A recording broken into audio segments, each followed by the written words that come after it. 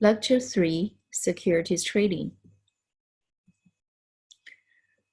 Securities are issued in primary markets and traded on the secondary markets. In the primary markets, firms issue securities to investors through the assistance of investment bankers.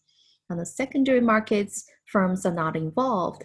Investors trade with each other on the previously issued securities.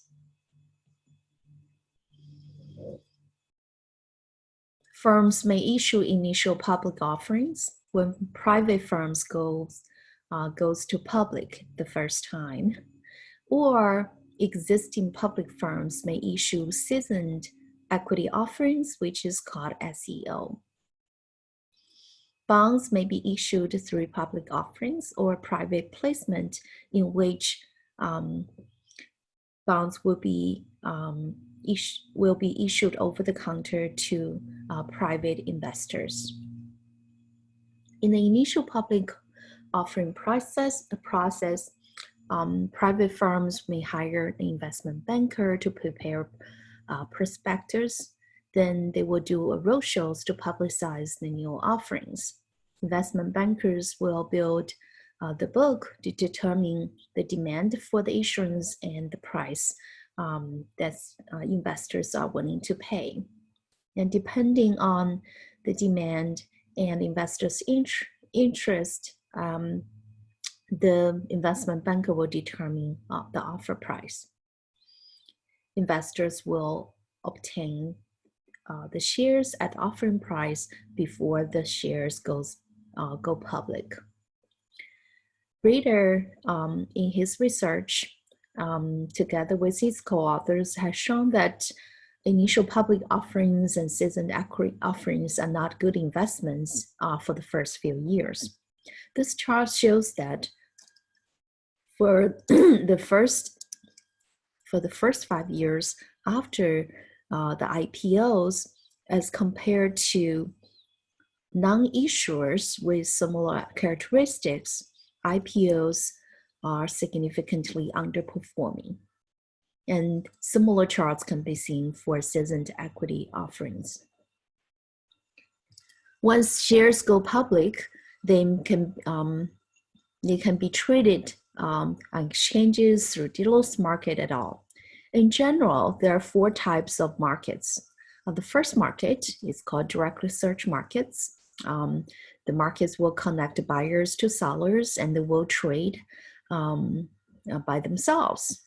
And the brokers market is similar to the private market. There will be a broker assisting buyers and sellers to make transactions. Okay, crypto exchanges like Coinbase and Binance serve as primary markets.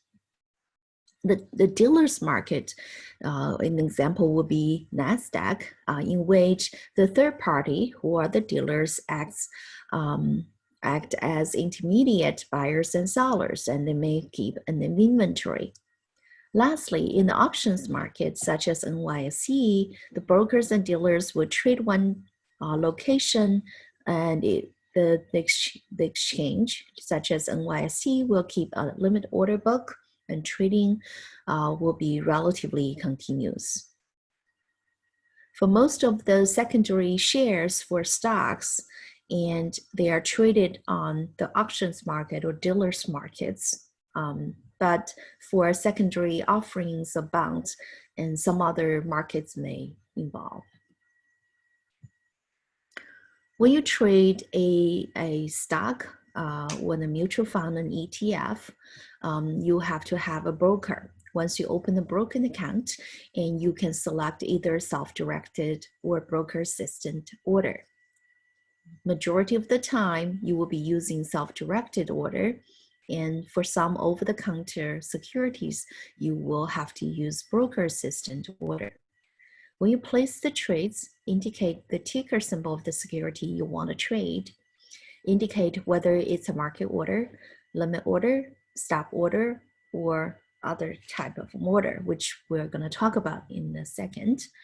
And then you have to tell your broker whether you are doing a purchase, a sale, sell to short, or buy to cover. You can choose different order size. Nowadays, there's no difference in transaction cost in terms of the order size. Here, round lots refers to multiples of 100. Odd lots are a number of shares that's not multiples of 100. And with the fin technology and the zero trading commission that occurred last year, and most of the online brokers now allow you to trade single shares with no transaction cost. In some of the fintech platform, you can trade fractional shares, which means that you can buy less than one share and with zero commission. You want to indicate the duration of your trade. It could be a day trade, meaning that if the order is not executed, it will be canceled at 4 p.m. upon market closing. Or the order can be good until cancel, meaning that the order will stay active until you cancel it. Let's take a look at the types of order. In general, there are two types of order or price contingent orders. We'll focus on limit order, stop order, and trading stop under price contingent orders. But on the online, you may see OTO, OCO, OTO, CO. Those are not covered by the test, and you want to check them out through the online apps we recommend. Market order here refers to order that will be executed immediately at the prevailing market price. So time is priority and price is not an issue here. Okay, whenever you submit a market order, it will be executed instantly using the prevailing market price. However, for price contingent order, the order will be triggered only under certain condition. So if you want to buy the share, but you want to buy a share at a favorable price, meaning a lower price than the current price, you want to submit a limit buy order. And your limit buy order intends to buy at a lower price, therefore it will be triggered when price falls below the limit. In contrast, when you want to sell the order, sell the share at a better than the current price, meaning you want to sell high and you want to place a limit sell order. And the order will be triggered when price rises above the limit. Okay. For stop loss order, your order will be triggered when price falls below the limit. That's when you have the long position. You place a stop loss order, and when the share price drops suddenly below your stop, and your order will be triggered and will be executed at the prevailing market price. The intention here is to sell on time in order to stop the losses on your existing long position. Lastly, if you have an existing short position, you can protect your gains and losses using a stop buy order. The stop buy order will be triggered when price rises suddenly above the limit. Then the order will be triggered to buy at the market prevailing market price to stop the losses. Again, this is to protect your short position against large losses because of huge price movement. Here we have several examples to illustrate which order should be placed under which scenario. In the first scenario, scenario A, you want to buy shares in Intel to diversify your portfolio. You think the price is fair. You want the trade to be done quickly and cheaply. So you want to place a limit order. And because it's a purchase, so it's a market order, market buy order. The order will be executed immediately at the prevailing market ask price. Scenario B, you want to buy shares in Intel, but you think the price is too high. You are patient, you're willing to wait until the price falls 5% below the current value in order to purchase shares for your portfolio. So in this case, you want to place a limit buy order, set the price that's 5% below the current price. Of course, you want to enter a fixed price. So when the share price drops to and below your limit, your order will be triggered and it will be executed at the prevailing market price, which will be 5% below the current price or even better. In scenario C, you plan to purchase condominium sometimes in the next month, and you want to sell your shares in order to provide funding for your down payment. Believe the share price will continue to rise, but if you're wrong, you want to protect yourself against big losses. Okay, so in this case, it's a protection order, so it's a stop order, and you want to do a stop loss order to protect your existing long position. And the stop price you want to set is the price you have to have in order to afford your down payment. In scenario D, you short sold 100 shares of Facebook stocks. You believe the share price will continue to decline, but if you're wrong, the price rises suddenly, you will lose money on your short trades. So in this case, you want to place a stop buy order, because the stop buy order protect you against big losses on your existing short position, and the order will be triggered when price rises suddenly that surpassed your stop order, and the position will be closed to lock in your maximum losses. For trading stop, such as sell trading stop, the idea is very similar to stop loss order here, but the difference is that your stop price is not a fixed amount, but instead is a percentage amount that rises when stop price rises, but it doesn't fall when stop price falls. So basically, your trading stop loss, trading stop order stop price will go up when you have experienced gains and try to lock in those gains when price falls suddenly. Buy trading stop order is very similar to stop buy order, but again here the trading stop price will change with the stock prices, but asymmetrically. I encourage you to check out the video from Untitled Broker here to introduce you the trading stop orders. In this example, we're trying to understand what's the execution price if the order is submitted and the condition of the order is met or not met. Okay, so here we display the bid price and ask price the second after the order is submitted. So the question is your order executed, and what is the execution price? If you have submitted market buy order, your order is always executed at the prevailing bid price. So the answer here should be 55. Sorry, ask price. So the answer here should be 55.50. If you submit a market sell order, your order will be executed at the bid price. That's 55.25. But if you have submitted a sell order at 55.62, you indicated that you will sell at 55.62 or better, and your condition is not met because the current price at which you can sell is below your limit. Similarly, a limit buy order at 55.37 is not triggered because you will have to pay higher price to buy at this moment, so your order is not triggered until the share price drops to the limit or below.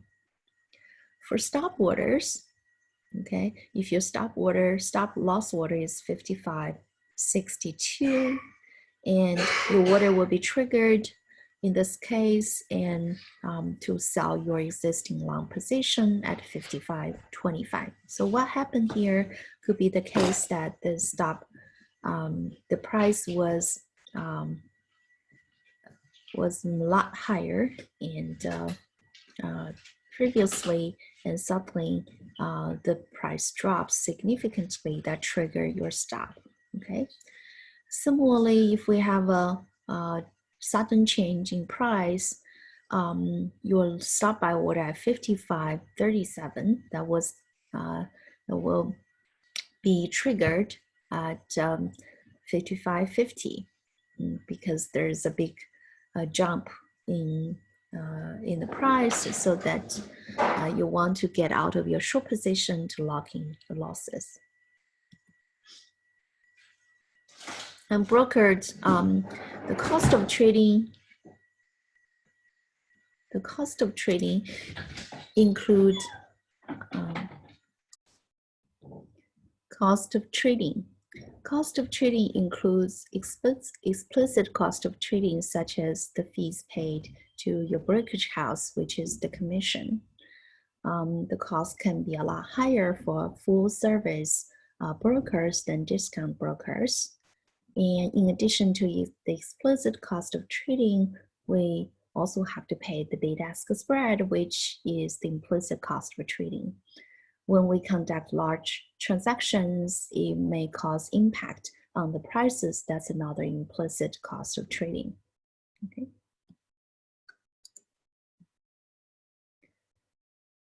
Currently, actually after October 1st, 2019, most of the large brokerage firms have lowered the commission per trade to 0 for most of the trades. And so the explicit cost trading has been declining significantly since last fall.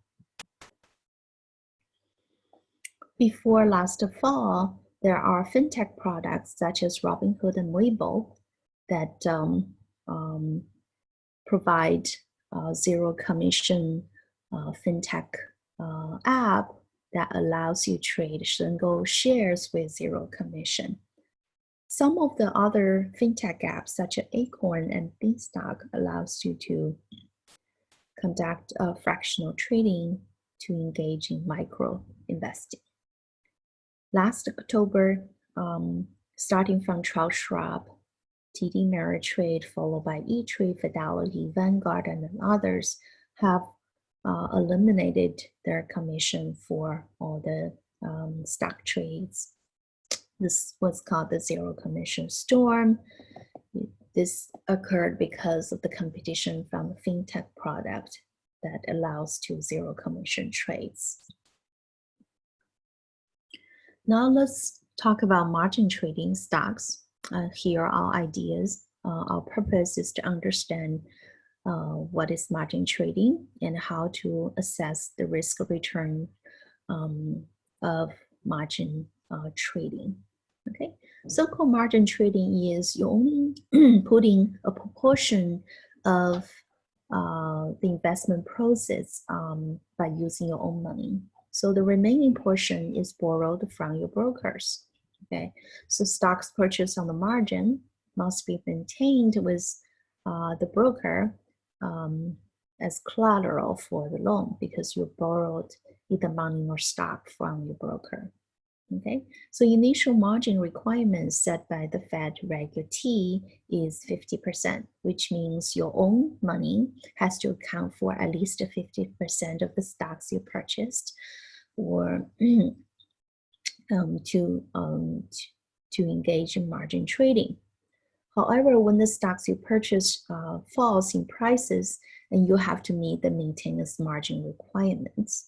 Okay, so this refers to the minimum amount of equity as a percentage of the stock maintained in the account. The regulation calls for a minimum of 25% maintenance margin for most securities. For some securities, such as low price stocks, and this minimum maintenance margin can be higher. And this is for stocks, and for futures, the maintenance margin can be even lower. Here I want to make some definitions clear. Initial margin here refers to the money contributed by the investor, okay, when the purchase was initiated. Margin itself refers to net worth of the investor's account, which is equal to the assets in the account minus debt in accounts. Loan from the broker refers to marginal. That's the portion of the purchase price borrowed from the broker. Margin call refers to call from the broker, which can be a phone call or an email, to notify the investors to put up additional funds, or then their position will be liquidated next day. Okay, so we're interested in understanding the price at which the investor would receive a margin call. And it's useful to keep in mind that a declining stock price in the long position reduces the investor's equity, and a rising price in the short position also reduces investors' equity. Okay, here I encourage you to check out the Education Center from Interactive Broker that talks about buying on margin. Okay, so this chart says for $20,000 of share you purchased, if your initial margin was 50%, so you must have put in $10,000 to make the purchase, with the other $10,000 borrowed. When you borrow margin loans from your brokers takes a profit in the form of interest. This is the current margin loan rate from major brokers. As you can see, that if you borrowed less than $25,000, Interactive Broker offers a rate of the margin loan at 3%. But for most of other major brokers, the margin loan rate is more than or close to 10%. So let's look at the risk returns associated with margin trading. In this example, the investor purchased 1,000 shares of X corporations at $70 per share, assuming initial margin is 50%, and the maintenance margin is higher than usual, 40%. So the question is, what if the share price change, or at which price the investor is expected to receive the margin call? To solve problems like this, we have several steps to follow. The first step is to create an initial balance sheet. So we want to put investors' total assets to the left-hand side, and debt to the right-hand side, and equity to the bottom of the right-hand side. Keep in mind, if you have a long position, your assets are the stocks. Your loan is the borrowed money, and the difference is equity. So in this case, when we set up the initial positions balance sheet, our left-hand side is the value of the stock, which is 1,000 times 70. That's 70,000. Since the initial margin is 50%, so investor must have put in 35,000 to finance the purchase and borrow 35,000 from the broker. So that's the initial position.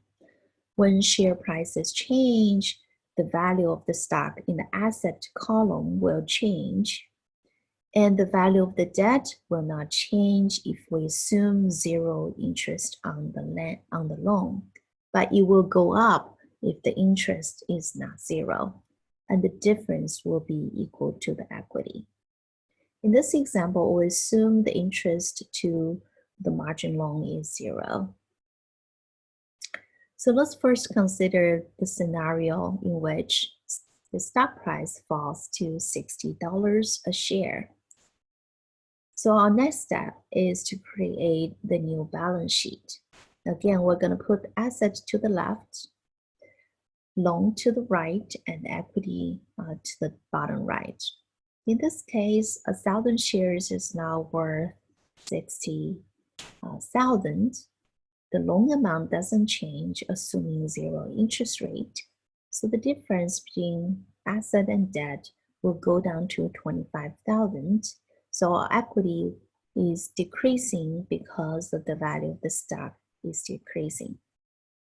So our first question is to try to understand what is the current current margin, percentage margin in the account.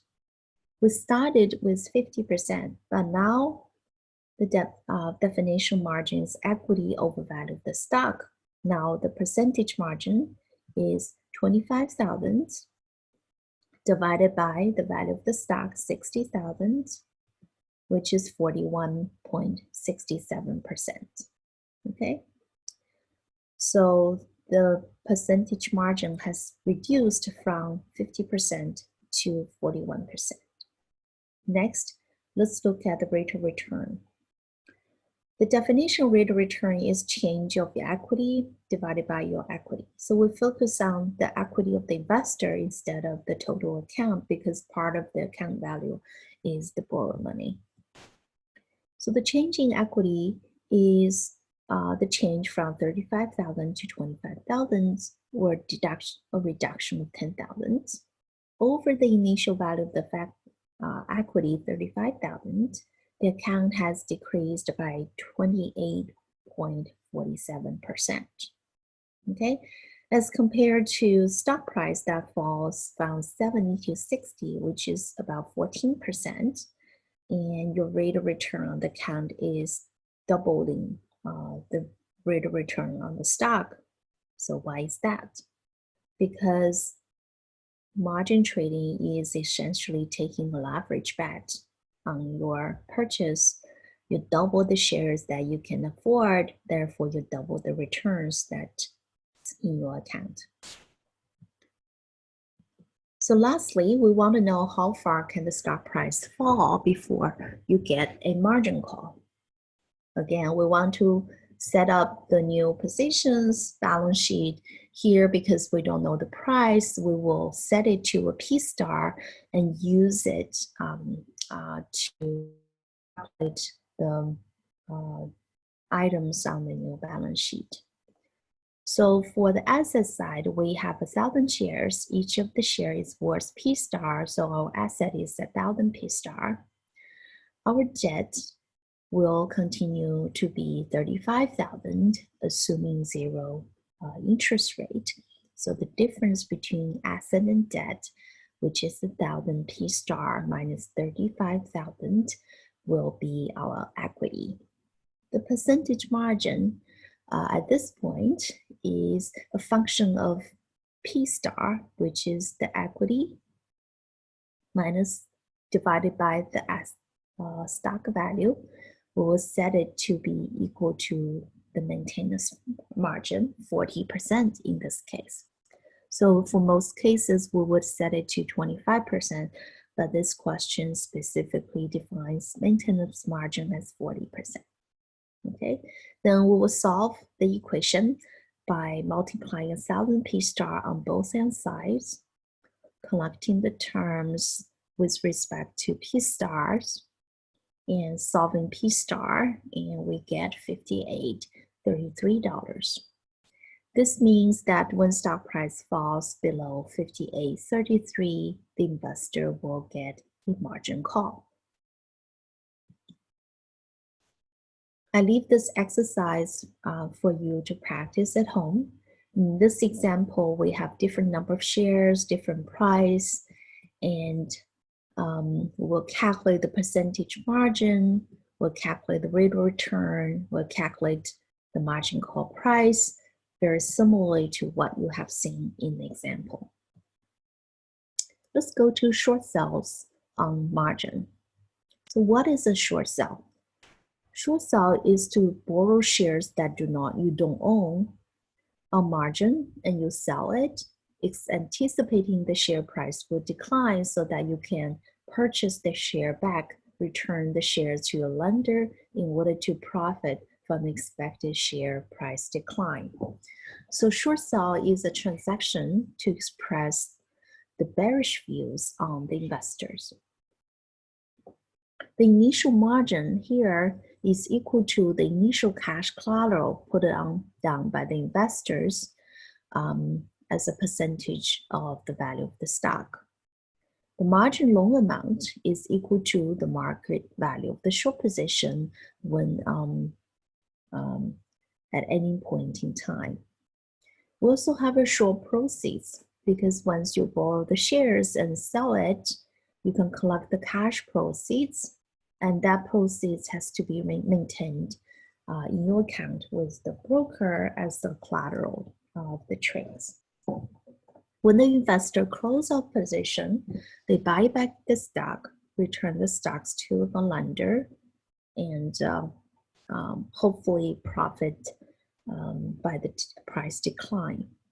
When they cover the short position, if during the short periods the stock pays the dividend, short sellers are responsible for paying the dividend to the lenders of the stock.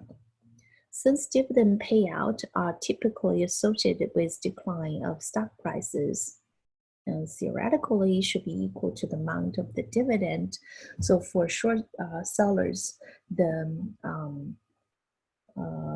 no obvious net losses for dividend paying. Okay, so let me reiterate long versus short position. For long position, the round-trip transaction is a purchase followed by a sale. It expresses the bullish view of the investor. For short position, you first sell short first, then buy the cover later. It expresses the bearish views of the investor. Okay, so let's first look at the example in which the investors short sell 100 shares of Z Corporation at $100 a share. The initial margin is 50% and maintenance margin is 30%. Okay, so for short position, when we establish the initial balance sheet, keep in mind that we have 4 items on the sheet. On the asset side, we don't have stocks. Instead, we have the collected short sell proceeds because we sell 100 shares, $100, so we collected $10,000. Okay, in order to short $10,000 worth of stock, the investor has to put up at least 50% of the value of the stock as his margin. So here, $5,000 cash or cash equivalents must be deposited with the broker as the collateral. So that's the $5,000, again, cash or cash equivalents. The $15,000 sits under the asset accounts of the investor. Since the investor borrowed 100 shares and the shares are worth $100 now, so the loan amount, the margin loan amount is $10,000 worth of stocks. So this is 100 shares loan, not $10,000 cash loan. Okay, so when share price fluctuates, the loan amount will change. Finally, the equity amount is the difference between the assets minus the debt. So that's equal to 5,000 to begin with when we have the initial position. After the share price rises to 110, the new balance sheet will look different. Let's assume that there's no interest charged on the, there's no interest paid on the cash deposit or cash short proceeds. So our short proceeds and initial margin remains at 10 and 5,000 here.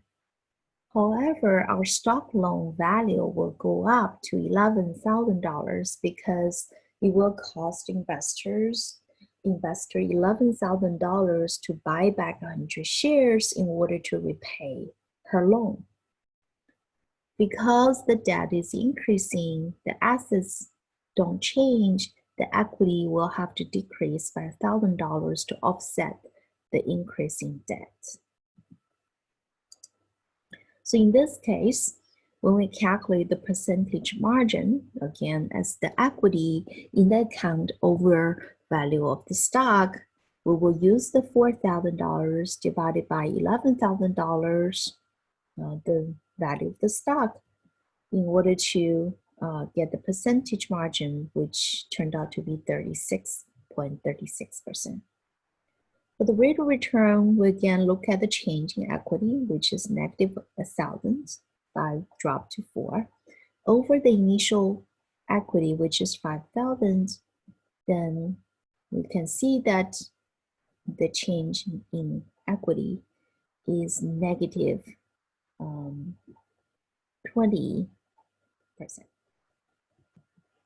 Okay, so when do we expect to receive a margin call? How far can the stock price rise before it triggers the margin call? Again, let's look at the new position.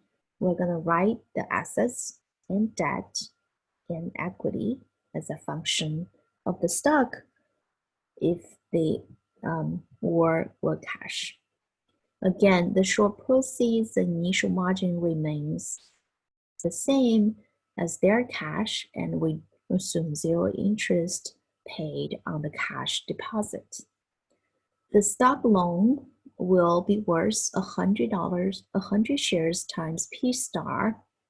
That's the market value of the loan, and the equity will be equal to assets minus the loan. That's 15,000 minus the 100 P star. Now let's set the percentage margin as equity over value of the stock, set it equal to the maintenance margin 30%. Then we solve the equation by multiply both on sides with the denominator, collect the terms for P star, and solve for P star, which is equal $115.38.